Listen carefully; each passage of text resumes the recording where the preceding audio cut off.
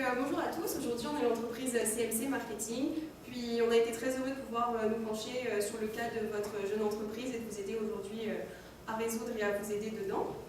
Donc pour commencer, donc on s'est appuyé vraiment sur la valeur, le mantra là, de votre entreprise, qui est vraiment en fait de proposer, voilà, qui est une compagnie qui est bien d'ici, pensée par des gens d'ici, au service d'ici. Donc ça nous a vraiment guidés là pour élaborer une stratégie pour votre entreprise. Donc de là, on a retenu en fait trois aspects principaux qui là aussi vont nous guider, puis qu'on va vous inciter finalement à vraiment vous appuyer dessus, puis à mettre en place tout au long de votre stratégie.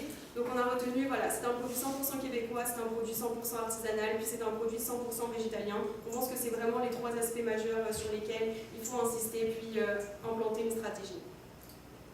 Donc pour faire bref, on va vous présenter une petite analyse FFOM de l'entreprise sur laquelle vraiment on s'est penché on s'est vraiment appuyé pour maximiser vos forces, vos faiblesses, on les a prises en compte dans la stratégie, puis on va utiliser les opportunités et les menaces du marché pour faire une stratégie qui est bien ancrée et pertinente avec l'environnement dans lequel l'entreprise évolue. Donc premièrement, les forces de l'entreprise, c'est vraiment ses valeurs, comme on a vu 100% québécois, 100% artisanal, puis 100% végétalien.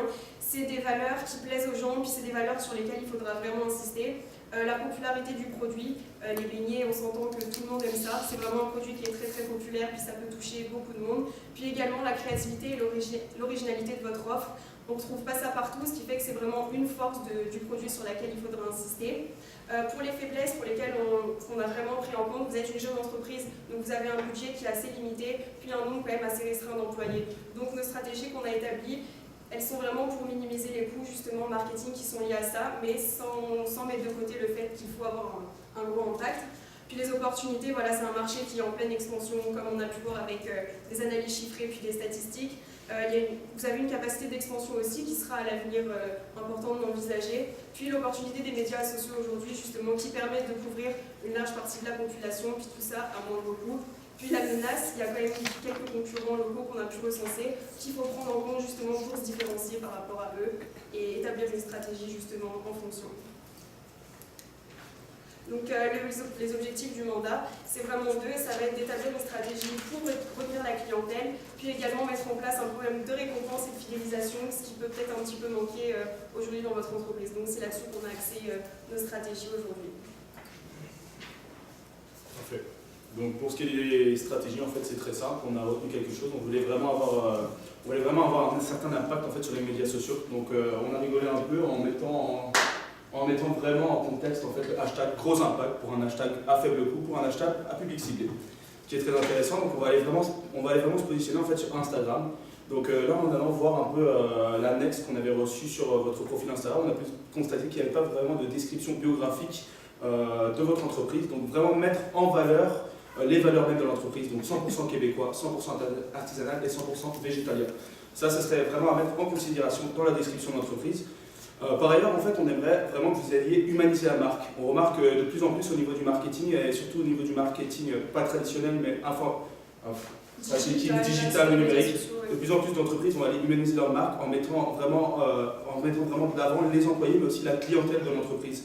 Donc humaniser la marque, c'est vraiment un atout fort pour l'entreprise qui est jeune et naissante. Je me permets juste, voilà, par exemple pour Sumo, on a vu que sur leur page Instagram, ils vont mettre des photos de leurs employés. On va vraiment voir des gens sur les photos, et ça c'est important pour les gens qui vont consulter la page, de voir qu'il y a des gens comme eux qui vont acheter les produits, puis ils vont connaître les employés de l'entreprise. Ça va vraiment créer un rapprochement, une intégration entre les employés et l'entreprise. Effectivement, et par ailleurs, on est dans une nouvelle ère, on est vraiment dans une ère beaucoup plus au niveau des valeurs, beaucoup plus au niveau du partage, beaucoup plus au niveau du respect de l'employé. On va aller vraiment chercher à améliorer la qualité de vie de l'employé, mais aussi de la clientèle, avoir un service très personnalisé. Donc aller humaniser la marque en représentant en fait ses employés et sa clientèle, c'est vraiment un atout fort pour les entreprises.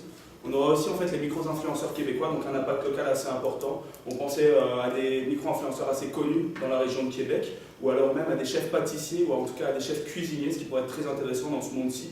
Par ailleurs aussi, on va parler des stories, qu'on va revoir un peu plus tard. Les stories qui peut être un atout majeur aussi pour l'entreprise. Pour ajouter sur les influenceurs, voilà, influenceurs, on va souvent penser à gros influenceurs, mais qui dit gros influenceur dit ça a forcément des gros coûts. Les micro-influenceurs, c'est un faible coût, mais ils ont un très très gros impact local et ils sont vraiment très importants dans la communauté, donc à vraiment pas négliger. Effectivement. Donc, pour ce qui est des stories puis d'Instagram, on a pensé au hashtag #ShareTonBeco. Hashtag #ShareTonBeco, en fait, c'est une invitation à partager son expérience Beco sur Instagram. Donc, on va aller forcer les employés, enfin forcer, on va aller inviter en fait les employés, désolé, les employés, mais aussi la clientèle à en fait partager l'expérience Beco par des images du produit même ou des futures boutiques ou de la boutique en tout cas actuelle.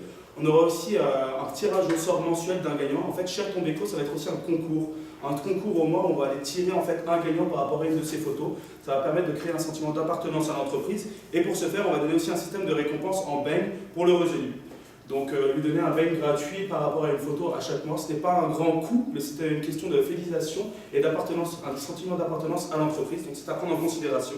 Et je pourrais me permettre de rajouter aussi que si les clients vont, ça va valoriser la marque aussi, que le client partage son expérience sur Instagram, ça va vraiment ajouter de la visibilité sur tous les réseaux sociaux, que ce soit juste, même si c'est un client qui a qu'une centaine d'abonnés, tous ses amis vont être au courant et ça va faire un système de bouche à oreille via les médias sociaux. Par ailleurs, au niveau des stories Instagram, on va chercher à se rapprocher et à interagir avec la clientèle. Qu'est-ce que ça va nous permettre de faire? Ça va permettre de partager le quotidien, les promotions, mais aussi les événements futurs ou présents de l'entreprise.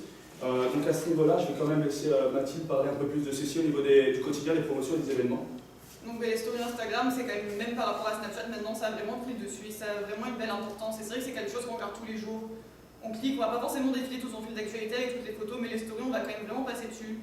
Et c'est vraiment un moyen rapide et efficace pour promouvoir les événements du moment, tout ça, les gagnants du #ShareTonBeco par exemple, tous les petits événements comme ça peut être vraiment important. Et aussi on pensait s'utiliser énormément la fonction sondage pour se rapprocher du client. Et on avait pensé à un petit concept, c'est choisis ton baigne. C'est ça. On va développer juste après. Et donc en fait ce serait par rapport, on a vu que vous avez le baigne du moment. Et en fait on pensait que ce serait vraiment intéressant de créer un événement autour de ce baigne du moment et d'inviter le client à rentrer dans la confection du baigne du moment. Donc par exemple, il pourrait y avoir 2 saveurs qui seraient en liste à chaque changement de baigne du moment et faire voter pendant une journée le client sur savoir quelle saveur il préférait. Et ça aiderait aussi à cibler les goûts de la population québécoise et des Québécois sur savoir ce qu'ils préfèrent en ce moment. Et ça pourrait assurer aussi le succès du baigne. Si je peux me permettre de rajouter aussi, ça nous permet de créer une sorte de petit questionnaire assez fermé mais en même temps ouvert sur les goûts du client, ce qui va vous permettre aussi d'optimiser vos coûts à ce niveau-ci, savoir vraiment ce que le client recherche au niveau du baigne du moment. Donc c'est sûr qu'on ne peut pas le faire la semaine même, mais une semaine avant, prévoir pour la semaine suivante en fait le baigne du moment, ce qui va vous permettre, comme je vous l'ai dit, plus premièrement d'optimiser les coûts, mais aussi de satisfaire les besoins de la clientèle. Donc mieux interagir avec cette clientèle, mieux connaître les besoins sur le futur. Après on pensait aussi à créer ton baigne, ce serait créer un événement une fois par an, où on inviterait les consommateurs à proposer des saveurs de beigne qu'eux ils aimeraient bien voir et pareil en profiter pour faire voter sur les réseaux sociaux, mettre en avant dans des petits sondages dans la boutique ou même sur Facebook, tout ça, faire voter les clients sur quel est le beigne qu'ils préféreraient et on pourrait donner le nom, on pourrait laisser le client qui a gagné choisir le nom du beigne, tout ça pour vraiment créer une implication et que le client se sente une appartenance à la marque. C'est ça en fait ce qu'on pensait faire en fait il y a quelques années de ça en fait Swatch, l'entreprise de montres suisse avait créé une sorte de concept où on pouvait choisir toute une monture, la personnaliser à son effigie et c'était un concours et le fait qu'il revenait un peu plus souvent qui était voté la meilleure par les clients, tous les clients, donc c'est une certaine intrusion en fait dans la vie du client mais fait pour lui demander ses goûts, ses préférences et ses appartenances. Ça va nous permettre en fait de cibler vraiment un moyen et de pouvoir vraiment personnaliser le besoin du client et ses besoins aussi à lui personnellement.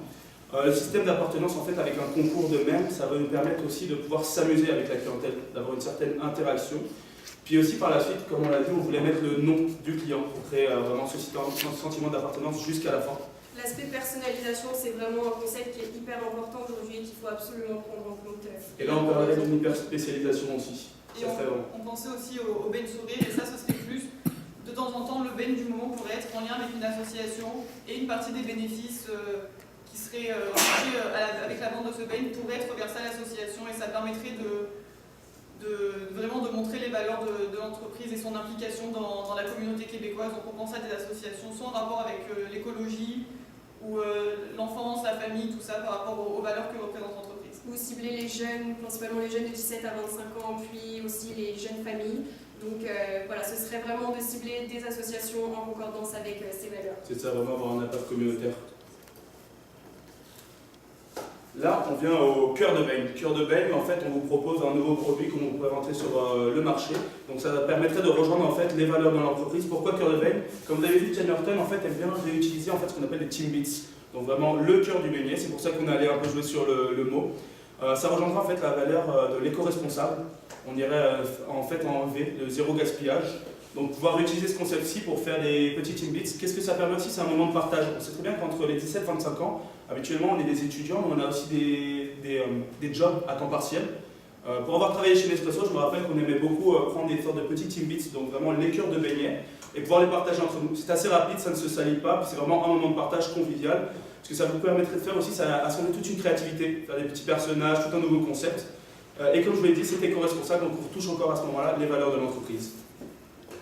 Donc on pensait aussi, c'est vraiment important de s'impliquer sur des événements pour l'entreprise.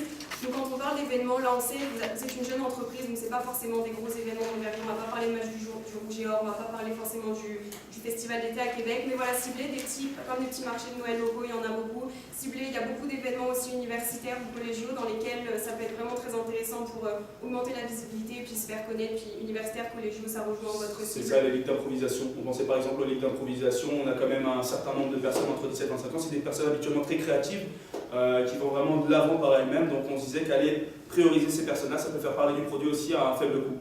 Puis également, on pensait aussi aux ateliers cuisine, ça pourrait être vraiment intéressant de temps en temps, finalement de créer des événements sur Facebook, sur Instagram, pour inviter les gens en nombre restreint, finalement à venir au restaurant, puis là apprendre à créer des beignes, puis chacun pourrait repartir avec son propre beigne personnalisé. C'est ça, et au niveau des ateliers de cuisine, en fait, ce qu'on pensait, c'était cibler les jeunes familles, principalement. Pourquoi les jeunes familles? Parce qu'ils ont habituellement des enfants, et pouvoir déjà communiquer avec les enfants, c'est établir un futur réseau possible pour que ces gens-ci se rappellent de la marque, et déjà un sentiment d'appartenance pour la marque, et savent que c'est une marque viable et fiable. Donc maintenant on va parler des programmes de récompense parce que c'était quand même un des objectifs aussi principaux du mandat et on sait que vous n'en avez pas vraiment, donc nous on pensait faire un programme de récompense un peu classique, donc, mais qui est quand même vraiment attrait au client et en fait on va vraiment s'adresser à lui personnellement. Vraiment c'est le client, on parle pas à tous nos clients, on parle vraiment à cette personne-là. Chaque mail ce sera bonjour avec le prénom, le client sans qu'on lui parle à lui. Donc avec sa date d'anniversaire, on lui enverra un petit message, un petit mail d'anniversaire avec peut-être une petite réduction, une petite promotion, un petit beignet offert pour un café acheté pour son anniversaire, des choses comme ça. Et aussi un système on voulait mettre en place un petit système de points aussi. Donc par exemple, à chaque beignet acheté, ça pourrait correspondre à 10 points, un café 3 points, un smoothie 5 points, la boîte elle peut correspondre à 20, 30 points. Et tous les 100, 150 points, ça pourrait donner un beignet offert. Et ça fait que le client, en passage en caisse de temps en temps, il faut avoir la surprise, entre guillemets, d'avoir ce jour-ci son beignet offert. Et ça pourrait l'inciter à revenir. Par ailleurs, pour la date d'anniversaire, on pensait aussi à ce moment-là à offrir une certaine réduction ou un beignet gratuit. C'est assez compliqué, mais c'est toujours aussi faisable pour le sentiment d'appartenance à nouveau. Donc on va aller vraiment personnaliser notre service à la clientèle pour le client. Par ailleurs, pour ce qui est de création des comptes clients, ça on l'a peut-être pas mentionné, mais au niveau des mails aussi, ce qui est bien, c'est qu'on ne veut pas avoir une certaine intrusion dans la vie du client, donc on ne va pas aller lui envoyer des mails constamment, mais en ayant un mail, en ayant un compte client, on va pouvoir, nous, enregistrer ses points et pouvoir lui dire au moment même, quand il arrive dans la boutique, s'il a un beigne gratuit, le nombre de points où il est actuellement, et qu'à la prochaine visite, il peut recevoir un beigne gratuit. Donc lui, il va être quand même assez surpris du cadeau. Et même aussi, une base client, ça correspond, c'est comme une belle base de données sur les informations qu'on recueille sur le client aussi, et c'est pas négligeable. Aujourd'hui, les bases de données, c'est très important de prendre en compte tous les chiffres qu'on peut avoir sur les clients. Ensuite, en termes de vente éco-responsable, on a trouvé une petite idée aussi qui permettrait à la fois de rejoindre les valeurs de l'entreprise, puis de fidéliser le client en pensant à des mugs et des boîtes à beignets réutilisables. Donc les mugs, on peut acheter des cafés. Donc ce qui fait que inciter le client à venir avec son propre mug pour être écologique, puis pour avoir une petite réduction finalement sur son café. Pareil pour les beignes, on pensait au concept de boîte à beigne réutilisable. C'est-à-dire quand on vient avec une beigne, on va avoir un petit sac plastique, puis mine de rien ça pollue, ça fait des déchets en plus. Donc ça pourrait être intéressant d'instaurer une sorte de petite boîte dans laquelle on pourrait mettre son beigne, puis on lave et puis on rapporte au magasin sa boîte à beigne. Puis pareil, ça permettrait d'avoir un petit pourcentage de réduction aussi, puis ce serait toujours en concordance avec l'entreprise. Et voilà. Si vous avez des questions, on avait fait le tour de nos stratégies. Qui veut commencer? Moi, j'ai une petite question pour vous. Vous parlez de créer un nouveau produit. Assez dispendieux associé à ça. On est une start-up, on n'a pas beaucoup de budget. Comment vous allez faire? Justement, en fait, le principe des cœurs de beigne, c'est de quand on fait un beignet, là, j'imagine qu'on fait un trou, puis il reste de la matière, ben, c'est réutiliser cette matière-là en fait pour créer un nouveau produit. Donc finalement, ça engendrerait pas vraiment de Ça Par vous exemple, fait pas de coût supplémentaire. le C'est beignet ça. en plus, il n'y aurait pas de des pâte petits en plus à glaçages en ajouter. plus dessus, pourquoi pas, mais ça serait vraiment réutiliser finalement du déchet pour créer un nouveau produit qui serait à moindre coût. Ça vous évite de jeter, ça vous évite de gaspiller de la nourriture, puis en même temps, comme on l'a dit, en plus petite quantité. Et des fois, les gens aussi, ce qu'ils aiment, c'est acheter en plus petite quantité. Donc, les cœurs de beignes, ça répondrait efficacement et rapidement à la demande. C'est vrai que des fois, les boîtes à beignes, quand on partage, c'est quand même gros. On n'a pas forcément envie de manger tout un gros beignet, on va salir ou quoi. Là, c'est vraiment facile, on prend, c'est une petite bouchée, ça se partage vraiment facilement. Et c'est ça, hop, on bouge. Puis on sait que dans les valeurs québécoises, dans la culture québécoise, ça se mange quand même beaucoup, on le voit souvent, c'est très vendu, c'est très vendeur. Puis ça permettrait aussi de rentrer sur une nouvelle part de marché pour aller conquérir beaucoup plus. Au plaisir. J'aime beaucoup créer votre bain. Ouais. Parce que c'est winner. C'était winner dans le passé. Cochon d'Inde s'est mis au monde avec les desserts cochons. On invitait les gens à faire parler de dressing. L'idéal a aussi été adopté et pendant un an, on pouvait les déguster. Je Ça pense serait que c'est une vraiment papier cool. réussite. Cochon d'Inde, c'est une papier réussite. Oui, puis ça, Moi, j'aime beaucoup. avoir une rotation aux semaines, 2 semaines, ça crée un certain hype autour du compte. Puis une effervescence, les clients sont impliqués, puis ils aiment ça. Là, vous êtes genre locaux, donc il faut profiter justement de cet avantage-là, par exemple, par rapport à Krispy Kreme, ce qui vont être vraiment industriel, où il y a moins ce rapprochement avec les clients. Là, il faut profiter justement d'être local comme ça. En plus, je trouve que vous avez quand même déjà une force présente sur les réseaux sociaux aussi, parce que moi j'ai quand même entendu parler de la marque via Instagram, alors je ne suis pas forcément des comptes de nourriture et tout ça, donc je pense que ça pourrait aussi, chaque mois ou chaque 2 semaines, relancer un petit peu l'engouement qu'il y a autour de la marque. Puis par ailleurs, pour souligner sur les réseaux sociaux, votre principal concurrent en termes de followers, c'est Trou de Beigne à Montréal. Sauf que ça fait depuis 2016 qu'ils sont installés, ils ont que le double de vos followers, donc vous c'est depuis 2018. Et vous êtes déjà à la moitié de leurs followers. Donc on montre quand même un certain impact à ce niveau aussi. C'est sûr que quand on regarde leur site Instagram, on voit qu'il y a un professionnel derrière au niveau des photos. Je ne sais pas pour vous si c'est le cas, mais en tout cas les photos sont déjà très attrayantes. Donc aller mettre un système de jeu avec la clientèle, c'est très intéressant, ça fait parler. Puis ces gens-là vont aussi partager à ce moment-là le jeu. Donc ça va faire connaître ceci. Puis l'avantage, ils sont tellement beaux vos beignets, genre c'est Instagram. C'est ça. Le beignet lui-même, on le met là, on prend une photo, puis on peut vraiment le mettre facilement pour Instagram. Même pour les gens, ça les incite finalement à faire ça, parce que Parce le qu'on beignet... mange dans des yeux, là, au départ. Comme on dit, le deuxième cœur après le cerveau, c'est l'estomac. Exactement. Sinon, moi, c'était peut-être plus au niveau comme l'acquisition de mes clients. Voyez-vous plus ça à travers une application, à travers une tablette, un courriel? C'est pas je veux juste voir comment vous aimez. L'application, on y avait pensé, mais c'est sûr, ça entraîne quand même un petit peu des coûts. Puis pour l'instant, ce serait peut-être pas rentabilisé parce que oui, vous avez des clients, mais peut-être pas assez encore pour que ça rentabilise le coût d'une application. Donc peut-être dans un deuxième temps, en tout cas. Mais pour l'instant, voilà, l'infolette par mail, juste voilà, prendre l'adresse mail des clients, c'est pas trop intrusif non plus. Ce sera vraiment cibler les mails qu'on envoie pour pas trop être intrusif. En 3 heures de temps, on a eu beaucoup d'idées, ça je peux vous dire. On était vraiment patients dans votre cas, mais on s'est dit effectivement l'application, ça serait sur un plus long terme.